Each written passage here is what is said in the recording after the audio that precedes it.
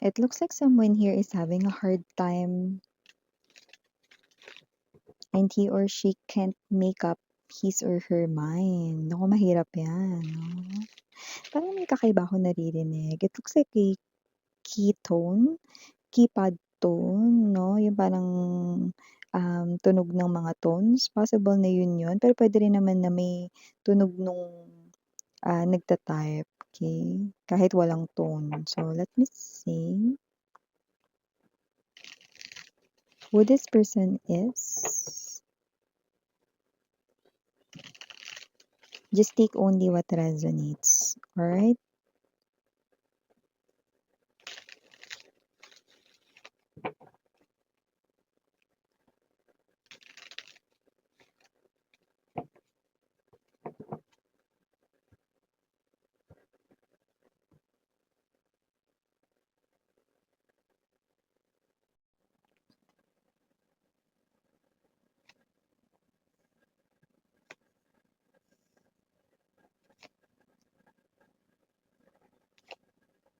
Oh, whoever this person is, this person here keeps on following you around, 'no? Palagi, 'no? At yung iba araw-araw, stalker, miss yan?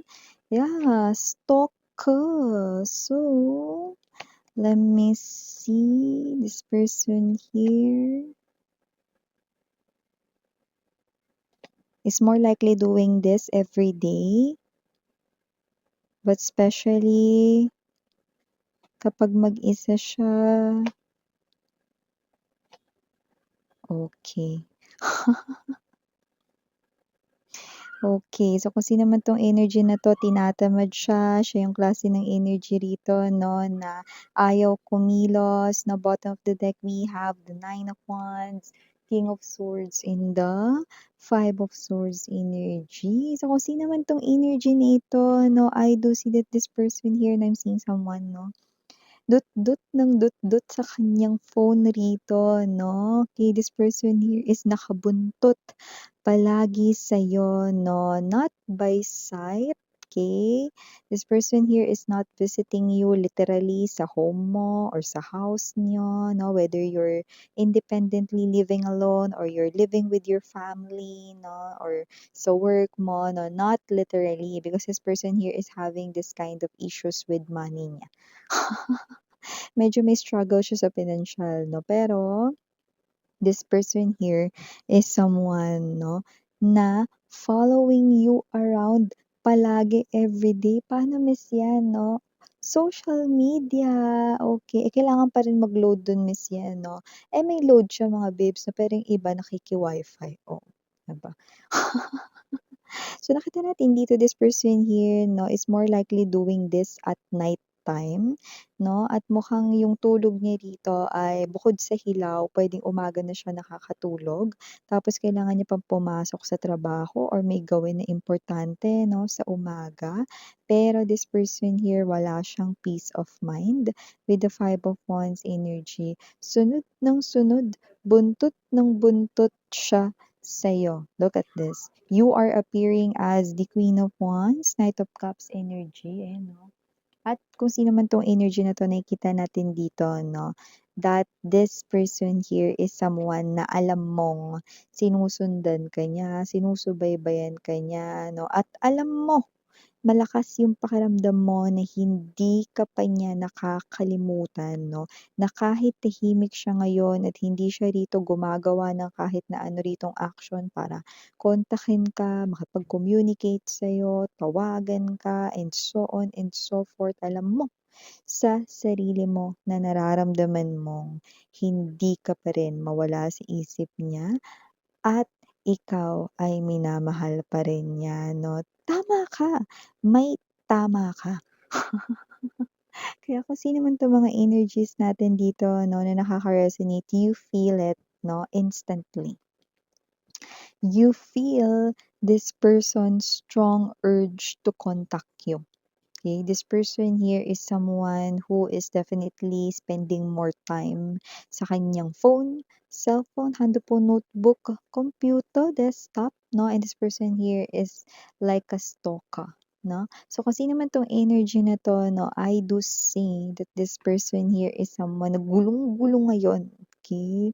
Kung meron pa ba talagang something 'no, na madudugtungan ang inyong connection 'no, because this person here wants that so badly. So, even though this person here is not yet contacting you, not yet contacting you, this person here wants you badly, 'no?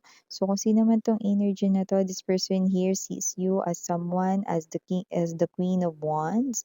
Ibig sabihin with the Three of Coins energy 'no, possible nakikita niya rito 'no, na ikaw ay suma-success na sa life. Wala naman siya ritong energy na gusto niya ritong maambunan ng iyo rito 'no, na mga resources, mga pa-gifts mo or manghingi sa'yo ng money because this person here 'no, is begging only for your love. I'm seeing his or her hand na nakatanghod dito 'no, okey, at hihingin niya ang gusto niyang hingin ay ang pagmamahal mo ulit. This person here is someone 'no, na hindi talaga nakaka-move on pa sa'yo. This person here cannot forget 'no, about you even a bit, and you're right 'no, your intuition is on point.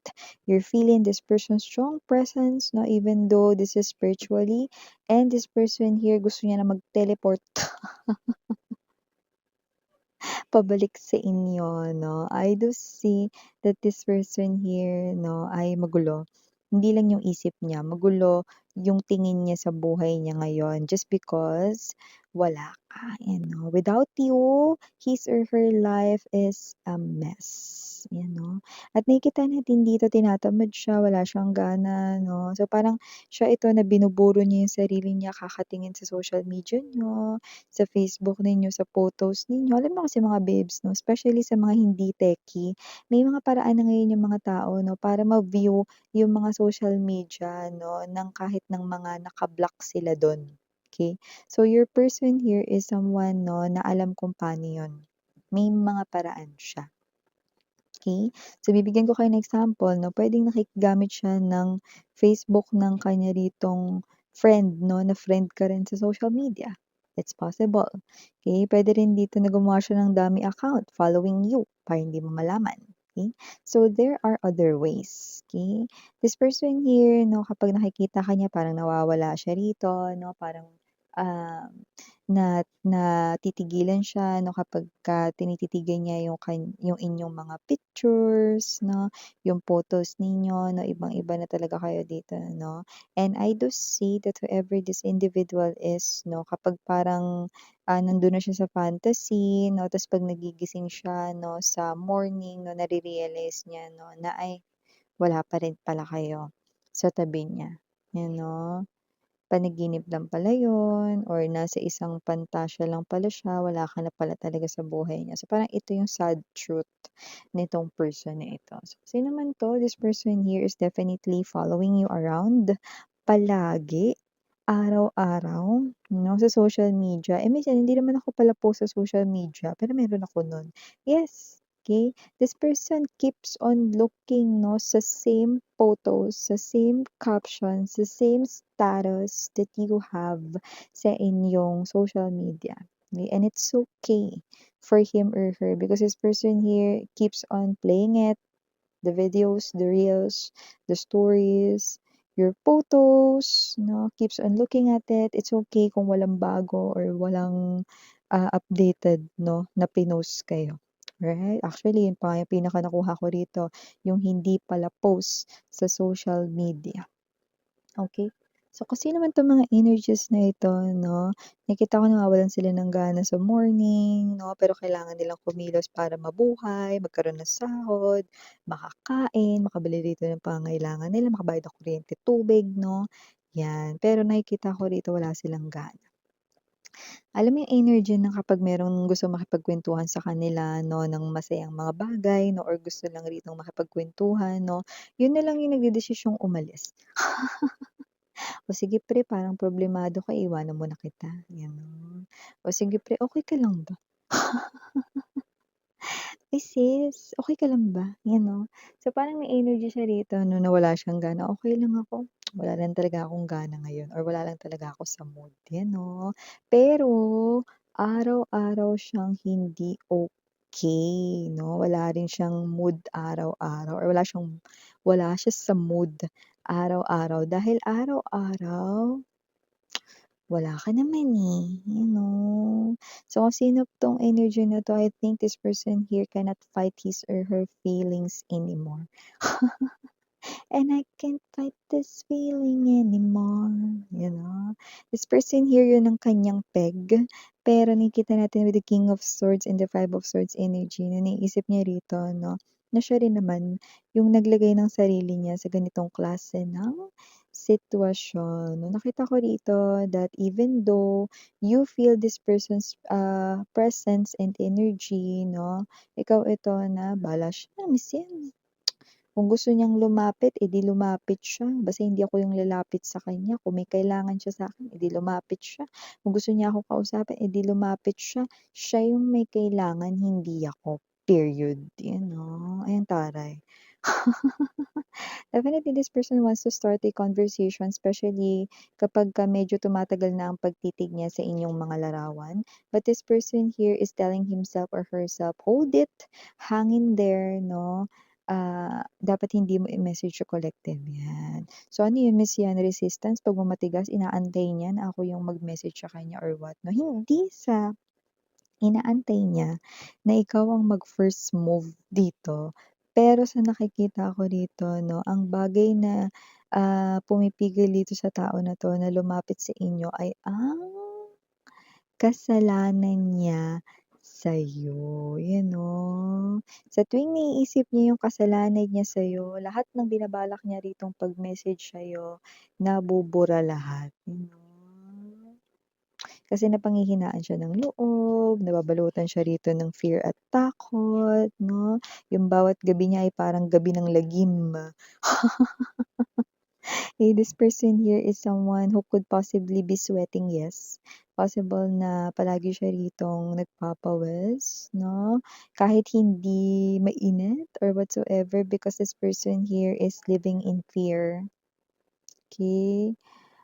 Kasi parang may takot siya rito na baka hindi ka na niya rito ma-hold sa kanyang arms, baka hindi na dumating yung time na yun or whatsoever 'no, pero yung nagiging harang 'no ay ang kasalanan niya dati. Parang kahit anong gawin ko, hindi mabubura kay collective yung nagawa kong, pagkakasala sa kanya or kasalanan ko sa kanya dati. Yun yung bagay na parang pumipigil sa kanya kahit gusto niya. 'No, na makipag-usap at lumapit sa'yo 'no. Ang pumipigil ay ang kanya ritong ayan 'no, nagawang kasalanan, looking back sa past.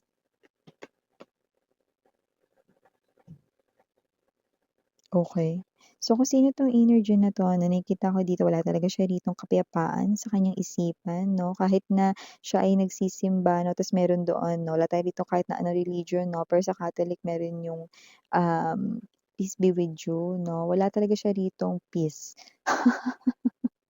Sa kanyang isipan 'no. So, nakita natin dito yun ang kanya ritong unang-unang kailangan at nasa-stuck siya rito 'no, sa walang ginagawa dahil feeling niya 'no, yung kasalanan niya rito yung mabigat na dahilan para hindi mo na siya kausapin kailanman, So, ang ginagawa niya ngayon panay dut-dut siya sa cellphone niyo 'no, panay follow dito sa inyo. This person here buntot siya ng buntot sa inyo, sa inyong social media 'no, kaya this person here 'no, alam niya rin yung mga nangyayari sa inyo. Okay, especially if you are someone na ina-update yung inyo rito 'no, na Facebook. Hindi yung palagi, pero nag-a-update kayo ng inyo ritong Facebook, Instagram, TikTok account 'no, or any social media platform. This person here is definitely following you. Maybe he or she is not using his or her own name, alam mo naman puwedeng gumamit dun 'no, ng kahit na anong code name, right? And whoever this person is, maybe this person here is someone who definitely thinking 'no, kung meron pa bang ibang paraan 'no, para makabalik 'no. Pero alam mo kasi, if this person here is not someone na iniisip yung kanya ritong kasalanan, baka matagal na rin siya ritong gumawa ng paraan para makausap ka, 'di ba? So, yung kasalanan yung pinakapumipigil sa kanya. So, for the initials right in here, yes, we do have. We've got A, O. N, Y. We also have here the letter J, B as in boy, T, R, and last but not the least, we've got the letter I. So yeah, these are all the messages we've got right here for you guys. Again, I'm Yuriana on me, Sarangi Love and Light. Annyeong.